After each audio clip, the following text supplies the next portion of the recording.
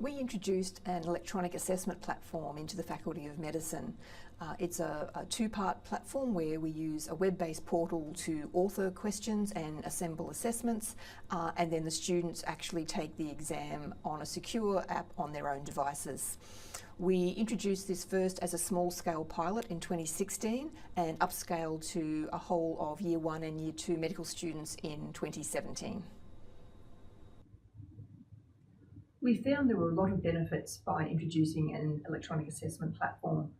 For students, there was timely, individualised feedback that allowed them to tailor their study approaches for future exams. For staff, there was ease of authoring of assessments and the ability of multiple academic staff to be able to review questions on a web-based portal. When the actual exam ran, the students were able to provide feedback to the assessor, and immediately after the exam, the examiner was able to look at detailed item analysis, make adjustments on the fly, and get the results back to the students really quickly. In terms of feedback to the students, we found that the time spent providing individual feedback to students in a one-on-one setting or in a group setting was drastically reduced, and there were far fewer student appeals on the process.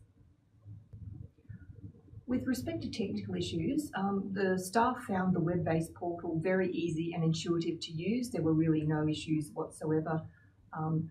For the Student Exam Taker app, because it's a platform that runs on students' own devices, we do rely on the students actually following the advice that they are given, and that isn't always the case. They are expected to disable antivirus programs before running the Exam Taker app, disable background programs, etc. So we found that if students did actually read the minimum specifications and do what they were told, there were very few technical issues.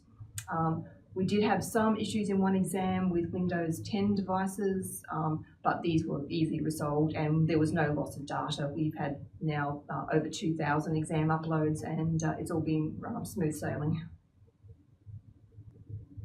Advice I would give to other people wanting to introduce an electronic assessment platform would be to expect resistance.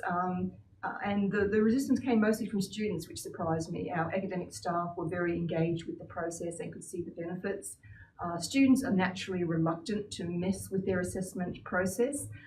So if I had my way over again, I would do more communication, stressing the benefits of the process to them.